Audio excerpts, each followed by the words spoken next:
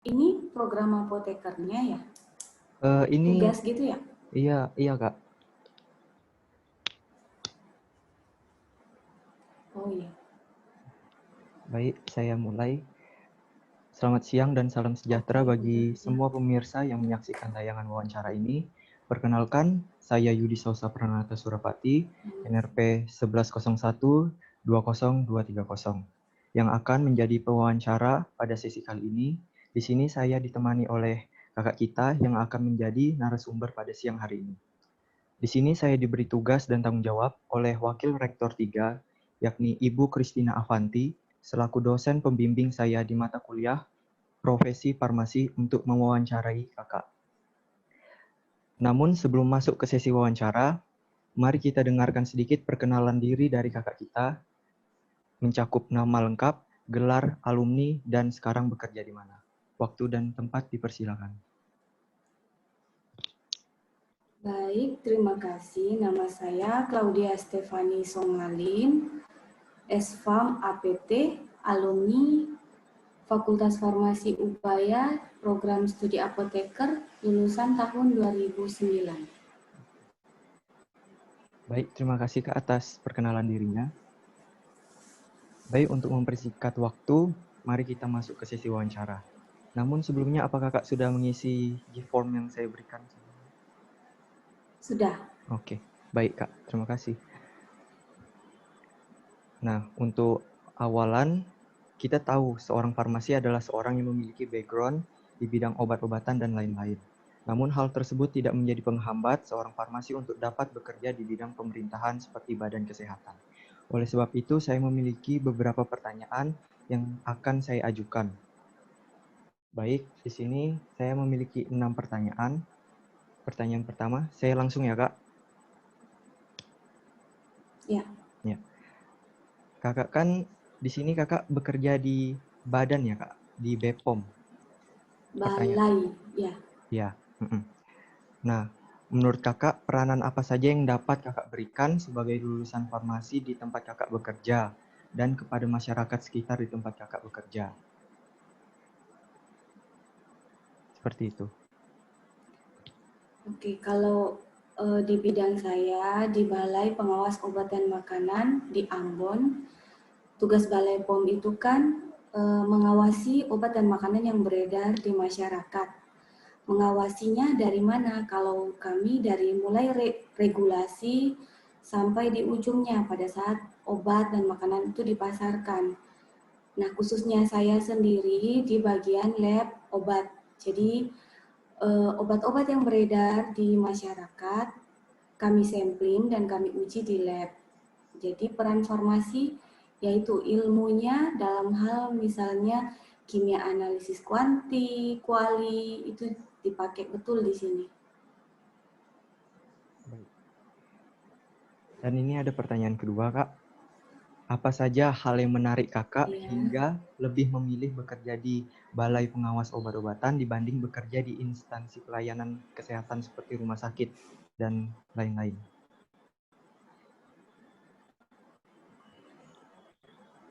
Oke, passion saya dari dulu memang farmasi, saya pilih farmasi industri karena saya memang passion saya di bagian industri atau di bagian lab, tidak cenderung ke bagian pelayanan ke masyarakat, seperti itu. Baik. Menurut kakak, ini ada pertanyaan lagi. Menurut kakak, apakah kompetensi yang ada di farmasi yang ke industri dan juga farmasi yang lebih ke apotek itu ada perbedaan? Berbeda.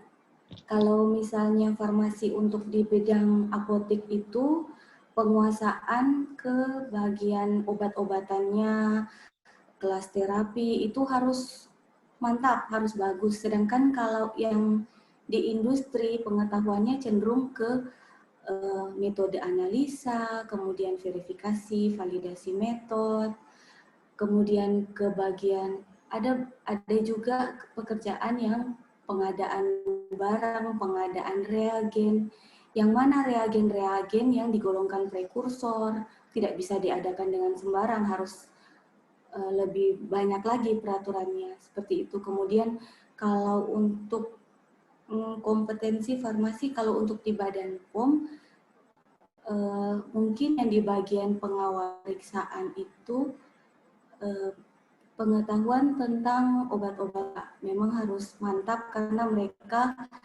yang mengawasi obat-obatan di apotek, di rumah sakit, dan sebagainya. Baik, Kak. Ini ada pertanyaan lagi. Ini pertanyaan yang paling sering ada ditanyakan. Menurut Kakak, selain bekerja di Balai Pengawasan Obat dan Makanan, seorang farmasi dapat bekerja di mana? Karena setiap kali saya bertanya mengenai prospek kerja farmasi selain di rumah sakit dan apotek, orang lebih dominan menjawab seperti ke BPOM, Balai Pengawasan Obat dan Makanan. Secara tidak langsung itu kan membuat anggapan jika farmasi itu prospek kerjanya itu hanya di situ-situ saja atau kecil. Apa benar menurut Kakak seperti itu? Tidak benar sih, karena farmasi itu luas sekali cakupannya. Mungkin ada yang belum terlintas bahwa farmasi itu juga bisa bekerja di bagian alat kesehatan. Itu banyak produsen, distributor alat kesehatan itu yang membutuhkan farmasi.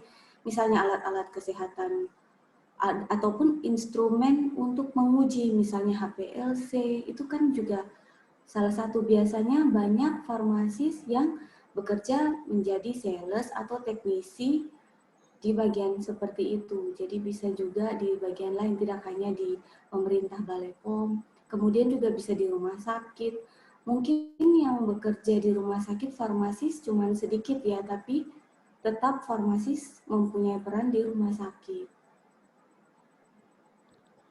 Selain dari ketiga pekerjaan yang saya sebutkan tadi, tempat bekerja di mana menurut Kakak yang lebih banyak orang isi, yang dominan biasanya? Ya apotik, klinik, sama industri. Industri terutama industri obat-obatan, tapi tidak menutup kemungkinan semua industri, misalnya kosmetik, makanan, obat tradisional juga bisa. Oke. Ini ada pertanyaan lagi, Kak.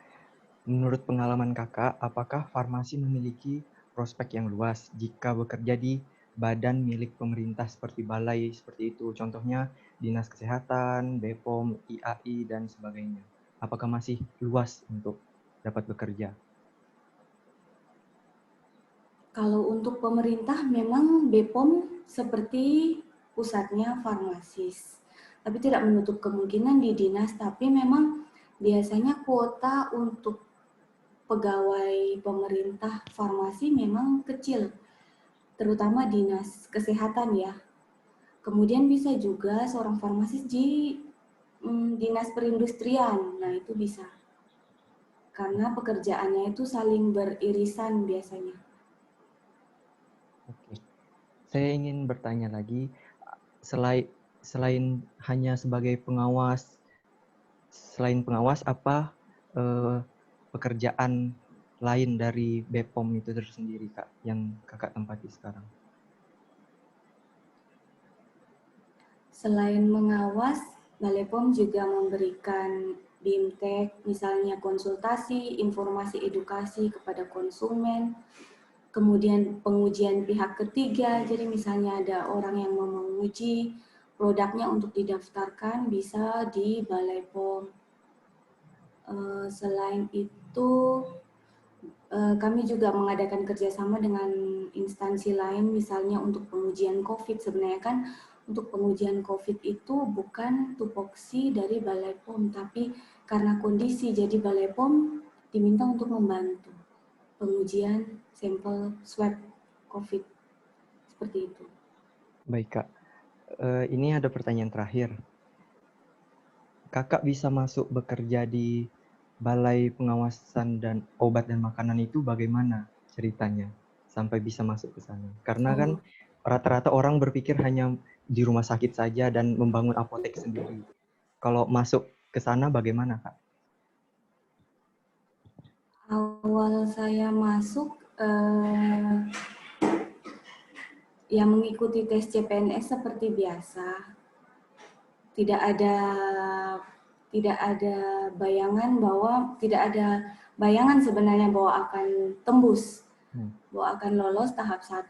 Kemudian tapi ya saya ikut saja karena kebetulan di Ambon prospek untuk farmasis tidak terlalu banyak kecuali untuk apotek dan rumah sakit, itu pun sangat sedikit. Kemudian sepertinya juga saya juga awalnya ikut-ikutan saja, diajak teman, tiba-tiba ternyata teman saya tidak ikut mendaftar, yang mendaftar saya. Kemudian pada saat pengumuman pertama saya lolos, kemudian tes tahap kedua itu wawancara. Wawancara itu hasilnya saya masuk dalam cadangan. Jadi saya tidak termasuk dalam yang lolos, tapi cadangan. Kemudian setelah itu dari kuota di BPOM Ambon ada 2 orang yang mengundurkan diri, jadi bisa diisi oleh saya karena saya posisinya cadangan, seperti itu. Sebenarnya tidak ada pemikiran, tidak boleh ada pemikiran bahwa masuk PNS itu ada lewat jalur mana. Kalau untuk BPOM sendiri saya jamin tidak ada. Jadi murni dia bersih sesuai prosedurnya. Baik, Kak. Oke. Mungkin ini saja pertanyaan yang dapat saya ajukan, Kak, karena tidak enak juga untuk mengganggu waktunya terlalu lama. Tapi sebelum saya akhiri, apakah Kak ada pesan untuk para mahasiswa baru seperti kami ini yang akan belajar di jurusan farmasi? Kan pastinya kuliah di farmasi itu tidak mudah. Jadi apakah ada tips seperti itu? Belajar itu untuk dimengerti, jangan untuk dihafalkan. Karena kalau sudah dimengerti, dalam kondisi apapun kamu ditaruh, kamu bakal bisa mengatasi itu. Meskipun misalnya ada, saya lupa dulu validasi verifikasi bagaimana ya, tapi setidaknya kita sudah tahu prinsip-prinsipnya itu seperti apa. Jadi kalau misalnya kita bisa, kan sekarang zaman udah canggih, kita udah bisa buka yang dulu-dulu seperti apa materinya. Oh iya, saya ingat. Memang tidak semua pekerjaan kita bisa langsung menyelesaikan, tapi basicnya itu. Di sini mahasiswa Ubaya itu lumayan diakui. Kalau dibilang, oh alumni Ubaya, oh basicnya pasti udah bagus. Jadi saya yakin adik-adik Ubaya pasti bisa, lulusan-lulusan Ubaya pasti bisa. Itu aja sih.